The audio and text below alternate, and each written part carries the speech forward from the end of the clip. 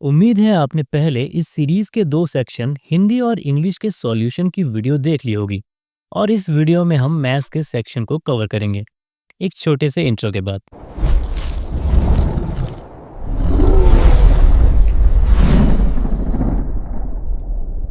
Question 51 is the compound interest on rupees 1000 at 10% per annum for 2 years is. Question में हमें principal 1000, rate 10% और time 2 साल का दिया है और हमें कंपाउंड इंटरेस्ट निकालने को कहा है। आप चाहे तो इस क्वेश्चन को फॉर्मूला लगा के भी कर सकते हैं, पर मैं आपको बिना फॉर्मूला के सिंपल तरीके से बताऊंगा। देखो, प्रिंसिपल में जब इंटरेस्ट जुड़ता है तो अमाउंट बनता है। तो अगर इंटरेस्ट निकालना है तो हम अमाउंट से प्रिंसिपल माइनस कर देंगे। यहाँ रेट 10% है और 10% की फ्रैक्शन वैल्यू 1/10 होती है। इसमें 10 प्रिंसिपल है और 1 इंटरेस्ट होता है। इस हिसाब से अमाउंट हुआ 11। क्वेश्चन में प्रिंसिपल की वैल्यू 1000 है, मतलब 10 की वैल्यू 1000 है, तो अमाउंट यानी 11 की वैल्यू हम आराम से निकाल लेंगे। लेकिन टाइम पीरियड 2 साल दिया है, तो ऐसा 2 बार करना होगा। इसे सॉल्व करके अमाउंट आया 1210। Therefore amount minus principal is equal to 210, जो कि है कंपाउंड इंटरेस्ट। तो देखा आपने, हमने निकाल लिया ना बिना फॉर्मूला के आसानी से answer. Next question is a train cover a distance of 3750 kilometre in 25 hours. How much average distance the same train will cover in 1 hour. तो ये तो सिंपल है। 25 hours is equal to 3750 kilometres. तो 1 hours is equal to 3750 divided by 25, that is 150 kilometer. Next question is the value of minus 1 raised to power 1000 is। ये भी आपको पता ही होगा कि -1 की कितनी भी पावर हो वो रहेगी 1 ही, लेकिन -1 की पावर इवन हो तो 1 आएगा और -1 की पावर ऑड हो तो -1 आएगा। इस क्वेश्चन में 1000 इवन है, means option B is correct. Next question. Arjun is twice as old as Shreya. 5 years ago, his age was 3 times Shreya's age. Find their present ages. Question की पहली line में हमें अर्जुन एंड श्रेया की present as की ratio दी गई है। इसके लिए हम छोटा सा एक डायग्राम बनाएंगे ताकि इस तरह के सभी क्वेश्चन को हम आराम से कर पाए। टॉप पे हम अर्जुन एंड श्रेया लिख लेंगे और बीच में हम इनकी प्रेजेंट एज की रेशियो लेंगे, जो है अर्जुन की ट्वाइस मींस श्रेया की रेशियो 1 होगी। अगर क्वेश्चन में एगो एंड बिफोर दिया होगा, जैसे इस क्वेश्चन में 5 ईयर एगो दिया है, तो हम प्रेजेंट एज के ऊपर एरो बनाकर 5 लिखकर 5 साल पहले की रेशियो जो गिवन है 3:1 लिख लेंगे। अब आता है मेन कॉन्सेप्ट। मैं चाहता हूं आप इसे नोट कर लें। चाहे कितने भी साल आगे या पीछे हो, 2 पर्सन की एज का डिफरेंस हमेशा इक्वल होगा। फॉर एग्जाम्पल, अगर आपका भाई आज आपसे 4 साल छोटा है, तो वह 6 साल पहले भी आपसे 4 साल छोटा ही था और 10 साल बाद भी आपसे 4 साल छोटा ही रहेगा। इस कॉन्सेप्ट के बाद ऐसे क्वेश्चन आपके सामने टिक नहीं पाएंगे। अब आपको इन दोनों रेशो का डिफरेंस लेके सेम कर देना है। 2:1 का डिफरेंस 1 है एंड 3:1 का डिफरेंस 2 है। तो 1 को 2 बनाने के लिए हम प्रेजेंट एज की रेशो को 2 से मल्टीप्लाई कर देंगे। प्रेजेंट एज की नई रेशो बन गई 4:2। अब 4 एंड 3 का डिफरेंस 1 है और 2 एंड 1 का डिफरेंस भी 1 है, पर क्वेश्चन बोल रहा है कि डिफरेंस 5 है, मींस 1 की वैल्यू 5 होगी। तो ओरिजिनल प्रेजेंट एज की रेशो में 2 की वैल्यू 10 और 1 की वैल्यू 5 होगी। ये आ गई दोनों की प्रेजेंट एज, इसलिए ऑप्शन बी इज करेक्ट। अगर आपको ये कॉन्सेप्ट समझ नहीं आया तो दोबारा देख लो, नहीं तो इक्वेशन मेथड से भी आप इसे सॉल्व कर सकते हैं, पर ये मेथड बेस्ट है। Next question. If the circumference of a circle is 132 centimetre, the area of circle is. ये आपने कर ही लिया होगा, कर रहे हो ना पॉज करके खुद भी क्वेश्चन सॉल्व। गुड। सर्कल का सर्कमफ्रेंस होता है 2πr, जो दिया है 132 के बराबर। यहाँ पाई की वैल्यू 22/7 पुट करके हम रेडियस की वैल्यू 21 निकाल लेंगे और इसे सर्कल के एरिया जो है पाई आर स्क्वायर में पुट कर देंगे और बिना आर की वैल्यू को स्क्वायर किए सिर्फ 2 बार लिख देंगे एंड इसे सॉल्व करने पर 1386 सेंटीमीटर स्क्वायर एरिया आ जाएगा। Next question. If 567 567 567 is divided by 567, then the quotient will be।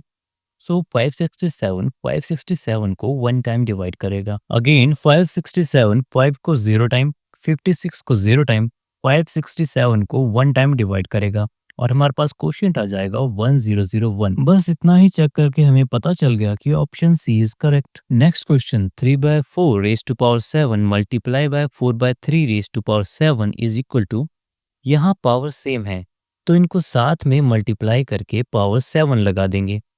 3 से 3 एंड 4 से 4 डिवाइड होके 1 आ जाएगा और 1 की पावर 7 1 ही होगा। Next is, if the radius of a sphere is 2d/3 then its volume is, इसके लिए आपको स्फीयर का वॉल्यूम पता होना चाहिए जो होता है 4/3 pi R cube. Therefore 4/3 pi 2d/3 cube. अब 2d का cube is equal to 8d cube and 3 का क्यूब इज 27 और 8 का 32 and 27 therefore option A is correct. Next is, if the sum of two consecutive even number is 66 then the smaller one is. पहले हम consecutive number समझ लेते हैं।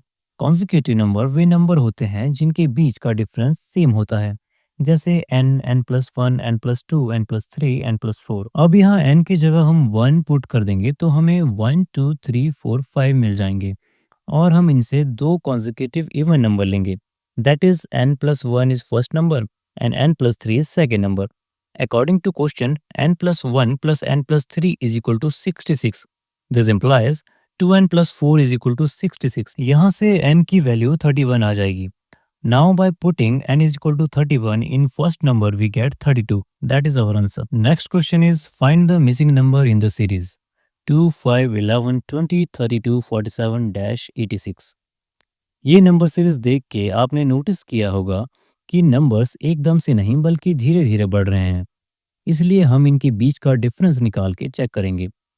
2 and 5 के बीच 3 का गैप है, 5 एंड 11 के बीच 6 का गैप है, 11 एंड 20 के बीच 9 का, ये तो 3 का टेबल चल रहा है, मींस 20 एंड 32 के बीच 12 का एंड 32 एंड 42 के बीच 15 का, तो 47 के बाद 18 का गैप होगा, यानी 47 plus 18 is equal to 65 is a correct answer. Next question is, Mohan purchased a car for rupees 8,000 and sold it after 1 year at a loss of 25%. Find the selling price of the car. So given loss is equal to 25%, इसकी fraction value होती है 1/4। इसमें 4 दर्शाता है cost price को और 1 दर्शाता है लॉस को, मतलब 4 - 1 is equal to 3 हुआ सेलिंग प्राइस। पर क्वेश्चन में हमें कॉस्ट प्राइस मतलब 4 की वैल्यू 8,000 दी है, तो 3 की वैल्यू कितनी होगी? हाँ, 6,000, जो कि है सेलिंग प्राइस।